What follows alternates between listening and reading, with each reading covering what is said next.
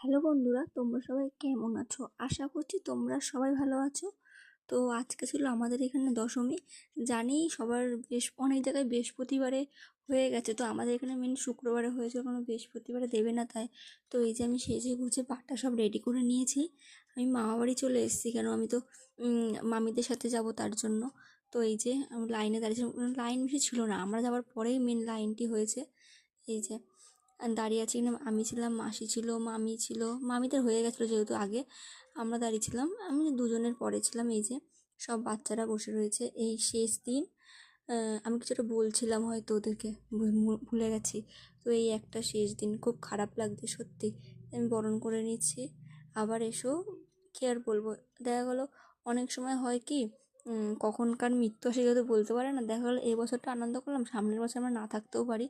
তো তাই বলছিলাম যে কাউকে কোনোদিন দুঃখ দিও